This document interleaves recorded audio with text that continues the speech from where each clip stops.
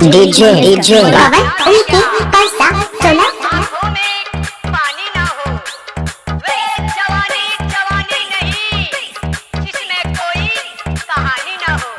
I love you, मैं तुमसे प्यार करता हूँ दीवानी लैला।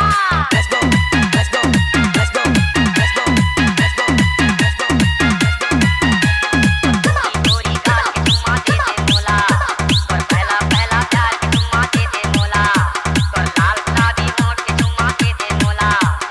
पीली साड़ी वाली वो प्यार हो गए भाई यार, तुम रहोगे तो DJ पवन राज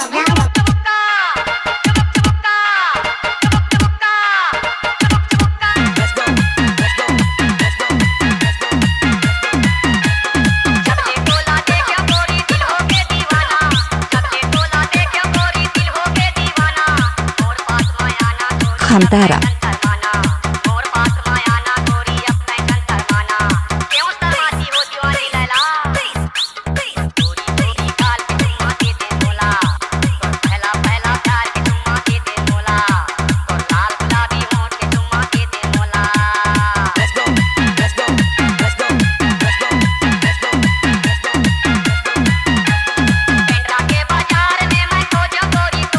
DJ DJ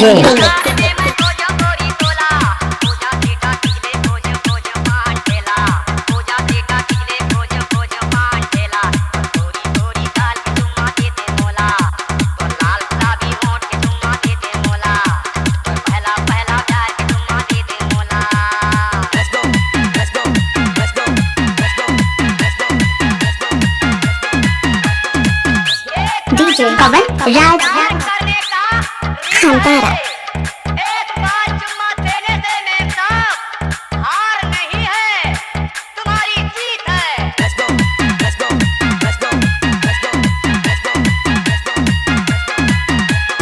उदाहरण मैं रह गया गोरी कोर्ट कचहरी थाना, उदाहरण रह गया गोरी कोर्ट कचहरी थाना।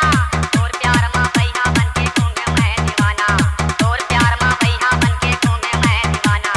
गोरी गोरी गाल के चुम्मा दे दे मोला, और पहला पहला प्यार के चुम्मा दे दे मोला, और लाल गुलाबी होंठ के चुम्मा दे दे मोला।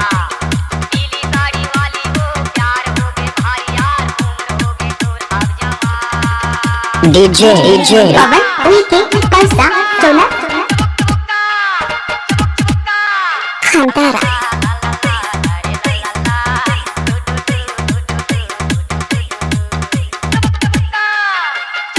DJ पवन राज